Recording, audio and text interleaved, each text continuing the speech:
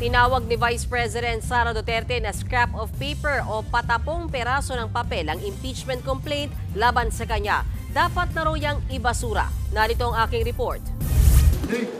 Mag-aalas 6 ng gabi nang dumating ang messenger ng Fortune, Narvasa and Salazar Law Firm para ihatid ang kopya ng sagot ng kampo ni Vice President Sara Duterte kaugnay sa writ of summons na inisyu ng impeachment court noong June 11. 6 na kopya ang ibinigay ng kampo ng bise na may tig 35 pages. Nanindigan ng bise na wala siyang kasalanan.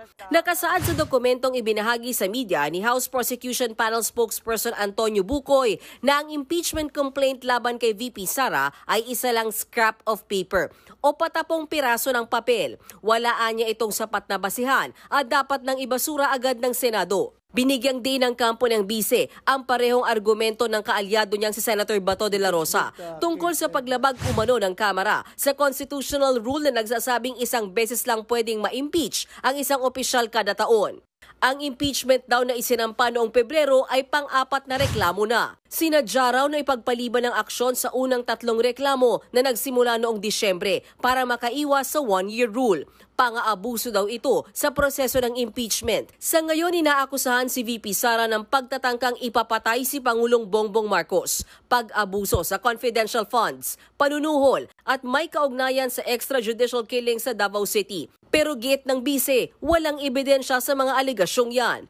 Mapapansin naman sa titulo ng sagot ng bise na kasaad na answer ad cautelam. Ibig daw sabihin yan, naghahain ng sagot ang depensa na may pag-iingat dahil baka may argumento pa silang nilalatag. Pero hindi raw ibig sabihin yan na hindi kinikilala ng depensa ang jurisdiction ng impeachment court. Maybe in their minds, they'd like to reserve some arguments, no? But in compliance with the order of the court, nag-file sila ng answer, but they're expressing that they're doing so with precaution. Ngayong natanggap na ng Clerk of Court ang kopya ng sagot ni VP Sara, bibigyan ng kopya sa Senate President at Presiding Officer Chis Escudero, Spokesperson Attorney Reginald Tonggol at lahat ng senador. Nakatakda namang magbigay ng reply ang depensa kaugnay sa sagot ng bise sa loob ng 5 araw. Napapatak sa Sabado kaya maaring sa Lunes, June 30 na ito maipasa. Mga kapatid, may Anlos Baños po. Huwag magpahuli sa mga balita at impormasyong dapat ninyong malaman.